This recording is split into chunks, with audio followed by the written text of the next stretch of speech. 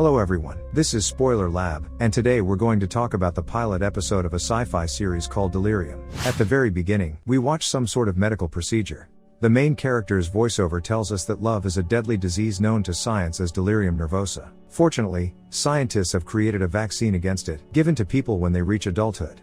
The drug frees people from the pain of loss, betrayal, and non-reciprocity. Guys and girls then undergo a special evaluation to determine their perfect match scientifically. Of course, some disagree with this process. Therefore, the community relies on protecting the law with special rules. Each town is surrounded by a fence, guys and girls are not allowed to communicate, and books and music that can weaken the will and cause feelings are forbidden. The film's protagonist Lena believes in a cure and looks forward to her 18th birthday. It is very close, and at this very moment, she is taken to a preliminary evaluation procedure to determine her match. Lena's sister advises her not to make a mistake, to answer the questions correctly, and not to talk about her parents in any way. After all, selecting a future marriage partner is a fundamental matter. Lena's best friend, Hannah, is already waiting in a massive line of girls. Not far away is an equally long line of guys. The girls are in cute white dresses, and the guys are in formal black suits. We are then transported to a pompous event of the ABD Corporation, which developed the drug in question. Behind the podium, a young man named Julian narrates how they defeated the plague called love. He then solemnly introduces the company's founder,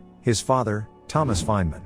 In front of the audience, his father narrates a vital mission they have accomplished but stresses that now they must be especially vigilant and stand to the end. Outside the city's borders, the resistance is gaining momentum and must not be allowed to destroy what they have accomplished. Next, we see a secret meeting between a cop and a mysterious resistance member. After making sure they weren't tailed, the cop hands him some pass. Meanwhile, the guys and girls fill out forms and nervously wait their turn. Then the cop comes up to Lena and calls her by name.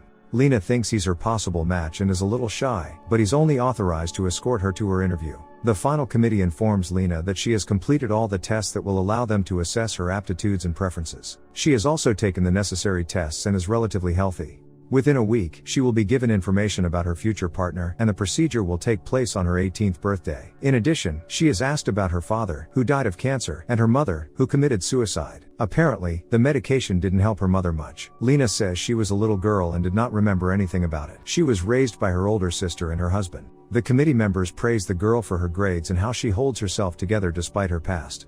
Lena is struck by a small flashback to her mother and can barely contain herself, but she pulls herself together and replies that she is only interested in her future. All the while, Lena exchanges playful glances with the cop when suddenly a siren sounds, and a flock of sheep bursts into the room from the swinging door. On the backs of the animals, the word love is written in paint. Resistance members run after them with guns and masks and cause a massive riot. The cop's friend gets to the corporate computer in a flash and starts looking for information on someone named Lena Holoway. The police escort all the civilians from the premises, including Lena.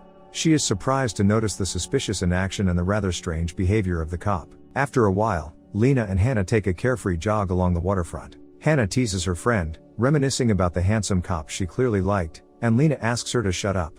They stop for a break at a picturesque lighthouse on the shore. Looking at the fence along the shore, Hannah wonders what lies beyond. She assumes there are other towns out there that they will never see. Lena calms her friend, saying that no one will get to them, either. And who knows who's out there beyond the fence. Then Hannah remembers that an underground party is happening tonight where there will be music, boys, and no supervision. Lena worries that if they get caught, her sister will kill her. Next, we are transported to an expensive mansion of Thomas Feynman, the head of the corporation. Over lunch with his wife, they discuss the health of their son Julian, who is about to be injected with medicine but has a low blood cell count. His father thinks he should be fine, but his mother is afraid he might die on the operating table. His father says that he fears the potential illness that is love even more. After all, he's a good-looking guy and surrounded by quite a few pretty girls. Meanwhile, Julian is watching someone through binoculars from the window of his room. His father drops in on him at this point, but Julian hides everything in time. Thomas asks his son about his health and asks his father not to worry because the procedure is only 3 months away. His father tries to explain to him that it would be enough time to fall ill with love at that age. He tells him that he, himself, fell in love once. About the time he turned 18. The girl was beautiful, but she left him instantly and left him for his best friend, who had Corvette.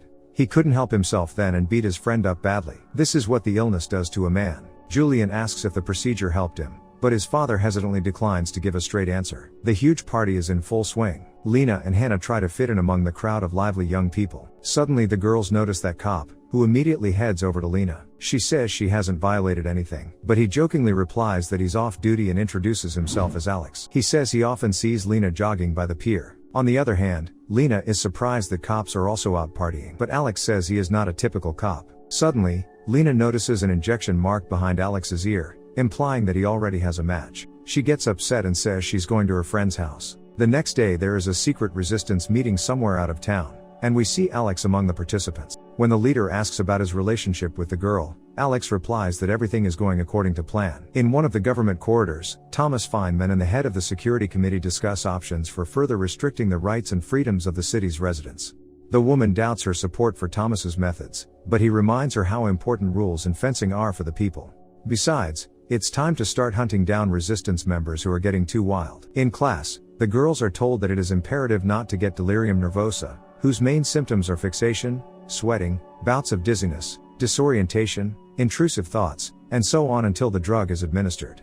In her boredom, Hannah suggests that Lena go to the party again, but she is hesitant and promises to think about it. Afterward, Alex meets Lena at the pier and offers to sit on the beach together. He remembers her story at the interview about her parents and expresses his condolences. He suggests that Lena's mother must have loved her father very much to have decided to commit suicide. In turn, Lena points to Alex's puncture marks and asks if he is in pain. He answered that he was not because he was under anesthesia. Next, he calls Lena for a walk on the beach, and she tells him that she has never even swam in the ocean. Alex suggests that she give the girl a try. When she arrives home, Lena finds a letter in the mailbox. When she immediately opens it, she discovers the name of her future sweetheart, some geek who loves mathematics and computer poker. Lena immediately calls Hannah and complains to her about her unfortunate choice of fate. While on the phone, she notices Alex standing outside her window in the dark. Lena goes outside to see him and becomes angry at his late-night visit. She says he already has a match, but Alex denies it. Suddenly he kisses Lena, but she frightenedly runs back into her house. Meanwhile, someone is watching Hannah relaxing by the pool. She notices the pervert,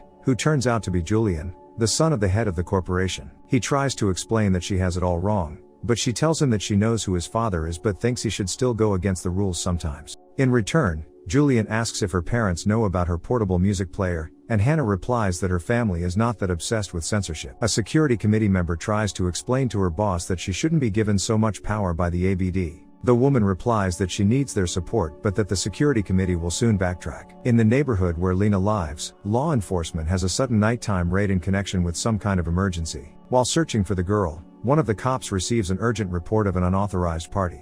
He lets Lena go, and she quickly gets on her bike to get there first to warn Hannah. At that moment, police officers with dogs burst into the party, one of which bites Lena. She manages to escape into one of the rooms, where Alex later finds her. Lena complains to Alex about his police buddies but replies that they are not his friends. Then she asks why he works for them. Finally, Alex opens up and tells her he left home before his majority and never got his medication, and this scar he made himself. Lena doesn't believe him, but Alex assures her that, in fact, there are many like him. He explains that he didn't want to live like his parents, who only pretended to love each other. According to him, every town is like a separate prison, and he doesn't want to live by the imposed rules. Alex suggests that Lena join them, but she hesitates. Next, we learn a bit about the personal life of the head of the security committee. She is raising a brilliant and educated son, who is also almost 18.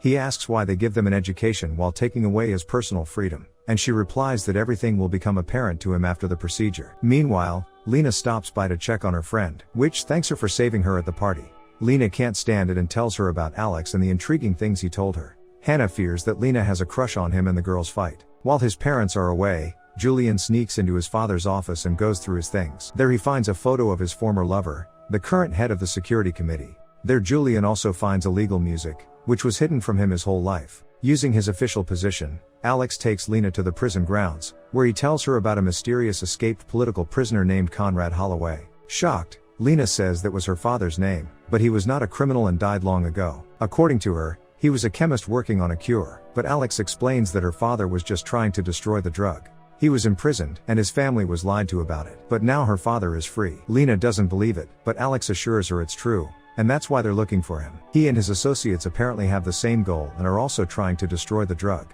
Lena resents Alex for only getting to know her for her father, but he tries to argue that he really likes her. The resistance leader reprimands Alex for falling in love with Lena because it interferes with their important cause. That same evening, Lena's sister comes into her room, suspecting her of being sick. Lena guesses that Hannah ratted her out and denies all accusations. Then her husband and a cop break into the room and forcibly take her to the hospital. On the way to the hospital, Alex causes an accident and saves Lena. While Julian is enjoying his father's forbidden things, he unexpectedly returns. Conflict erupts between them, and Thomas punches his son in the face. Meanwhile, Hannah receives a long-awaited letter informing her that her future partner will be the son of the very head of the security committee. In turn, Alex and Lena run away from the cops and are about to climb over the city fence. During the chase, Alex falls down and draws the cops' attention to himself, allowing her to escape. Members of the resistance throw a rope over Lena, and she manages to get to the other side at the last moment. Thank you all for watching. Subscribe to the channel, like the video, leave us movie names in the comments, and we'll try to please you with quality content as often as possible. See you all soon.